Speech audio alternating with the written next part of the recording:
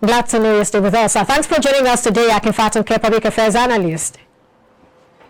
Thank you very much, Perpetua. Nice to be here. Happy New Year. Happy New Year to all our listeners. Happy New Year to you too. Thanks for joining us virtually. Well, let's start with the first story. That's the minimum wage. Federal government beginning review by January 23. Talk to us about that. Here we come. The cycle has come again. We are a nation that virtually refuse to strictly adhere by the cycle of our rules, basically because of discipline. I think now that we are even talking about it, it's one move in a right direction, if you asked me. Now, what do I think about it? It's more than due. If you look at the fact that minimum wage is 30,000 naira per month, first of all, it is not dovetailed all through the economy, both private and public sectors. Not all public sector participants, not all state governments are paying that. That's number one. Number two is the fact that they have even indicated a capacity not to pay. Well, that is another point. I will now begin to now argue whether the Nigerian Labour Congress has enough teeth to compel them to pay those minimum wage in view of binding revenues. But much more fundamentally is the fact that the numbers are racking up basically against the purchasing power. If you look at the cumulative inflation between 2019 and 2020 is 55%. If you look at devaluation, so to speak, its rates about some 23%, 24%, depending on what data you are looking at. So therefore, household purchasing power has slumped by a whooping 55% on the normal basis. On the Steve Harvey computed inflationary basis, no, it's even worse.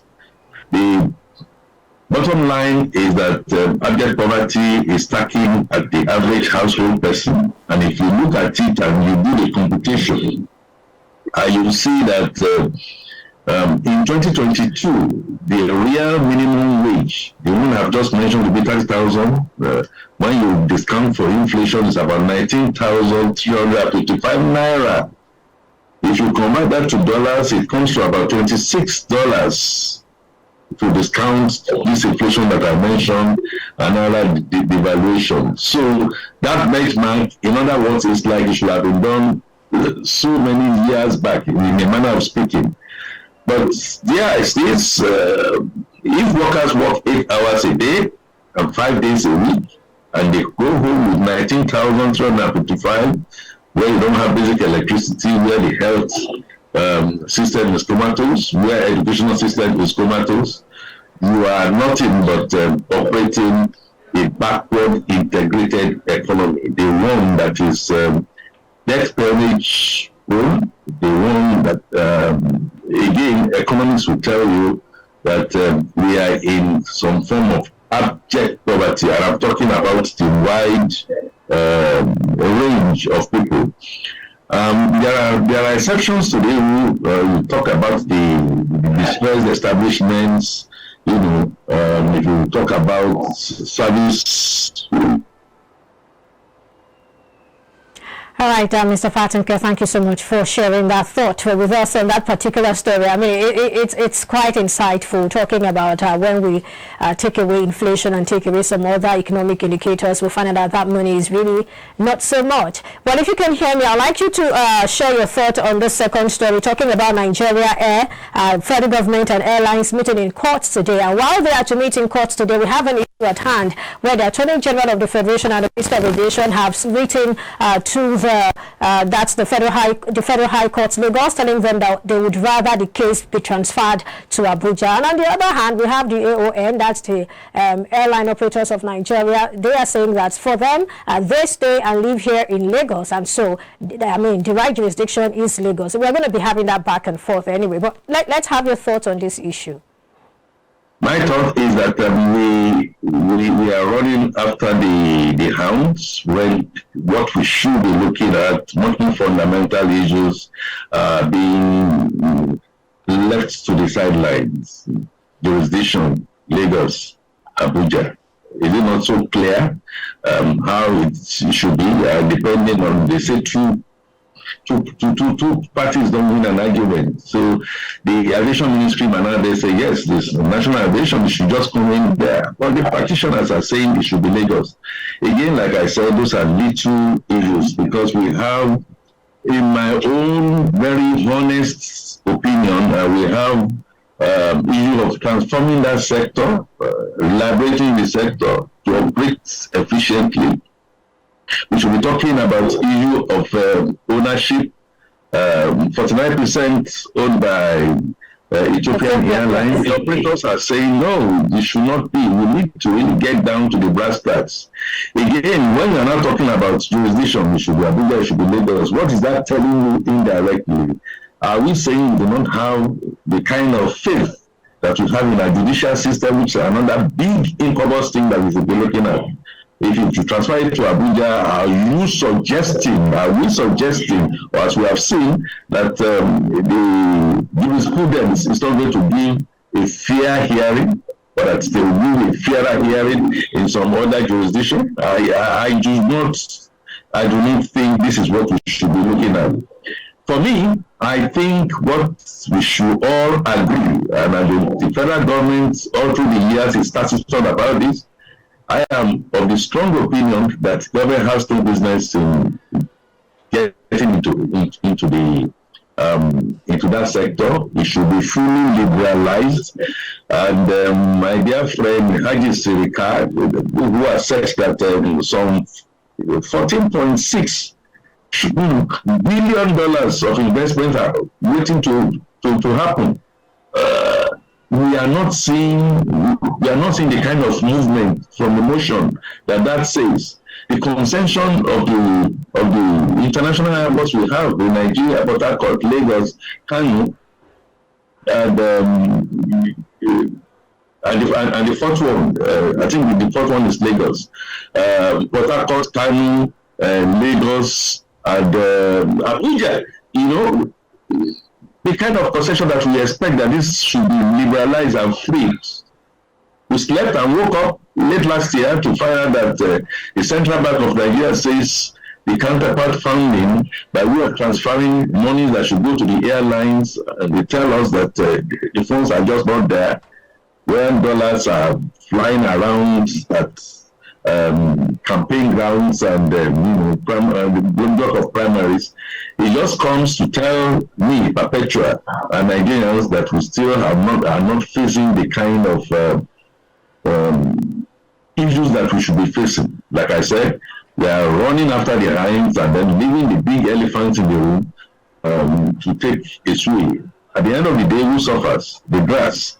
A lot of us suffer. Our funding deficits on GDP, our funding deficit for the budget, our funding deficit for the real things is still lopsided.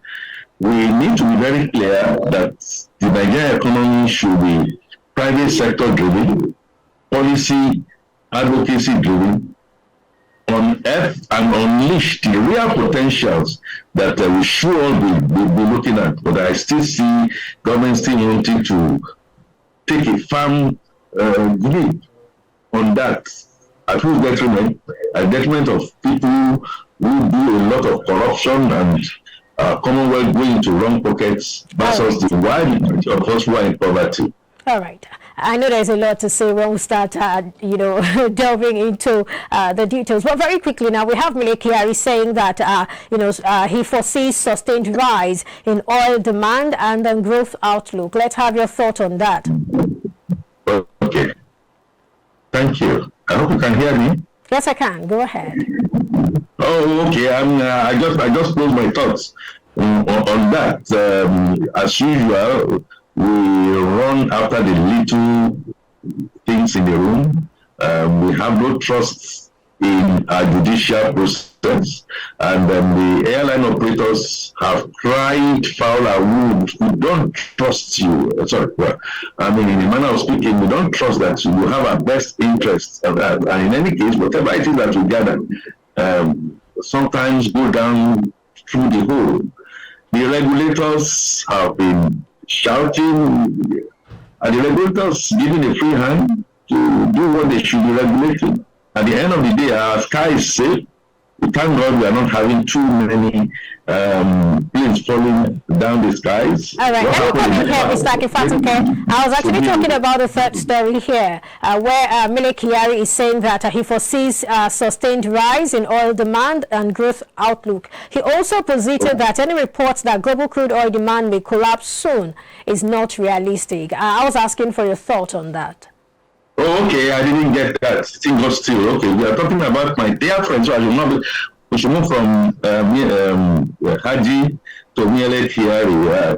You know, we've always had this issue. From my own experience of working oil and gas, too much of government in government, despite the fact that the thing has been liberalized and we now have NNPC that's now been commercialized. I am not certain that we've gone down the hall. Okay, it's a half-filled bottle, so we are happy. He has made a prediction. He's made a prediction that global oil demand is going to rise on the back of China, coming back mainstream and so many other things coming up. And against the agreement between OPEC and Russia that they are going to slash oil production to 2 million. Again, as an accountant, over and above a planner, I will say I want to be conservative. I'm asked the what-if question. The what-if questions now tells me that that has vaporized. Mr. Akifatuke, I guess we're having connection issues there, but if you can hear me, I'd like you to take it up from where you stopped. Okay, I guess that's a network issue. I think I can hear you. Can you hear me? Clearly, and so I continue saying that the real problem is even the Nigerian issue. We've been talking about oil thefts. Now it's improving a little. Have we been able to plug all the holes? Are we doing the real accounting for what we produce, what we sell? And it's flat. Cost of crude still very volatile, because if we are not careful, on one hand, we are talking about issue of subsidies that comes from we not meeting our quota and cost of food increasing. How are we really accounting for every dollar that we get, which is still rates below the revenue that we make? So my point is that if the European Union is still going to impose the embargo that's on Russia, again, if that is going to happen from December, and the Russian refined products from about February of this year, I would say not yet to rule. We may have a bit of a leeway in the very, very short term, but in the long developmental term, Nigeria is not in the picture at all. So, a good thing for those predictions. I need to see how those predictions are going to come out there in the marketplace, the geopolitical economy of the world, plus the fact that Russia is now gaping and shouting about the coronavirus perhaps coming up again. Makes everything dicey. Our logistics are still not up to par, and again, the ECOWAS deregulation is still dangling like the sword of Damocles. All right, very quickly, just before we move on to the next story, if the demand for oil were to keep increasing just as he predicts, is Nigeria well positioned to take advantage of that situation? Precisely what I've just said. Are we? Did we take the position? Were we able to take advantage the last windfall that we had? No. Were we able to take advantage during the Gulf Oil War further than this particular regime that we are talking about? No. Why? Because we just corrupted the system. Now, if our production quota that has been increased and we are not able to meet on a regular month-on-month basis for nearly 13 months or 14 months did not happen, and we are beginning to see a ray of light, how much of that can we? All right, well, let's go to the next story now. That's NCDC confirming 29 new cases of coronavirus within a week, and they are saying about 15 of that is from Lagos, 5 from FCT, and then the other from the other states of the Federation. What does this say to you, really, looking at where we were coming from, especially looking at 2020?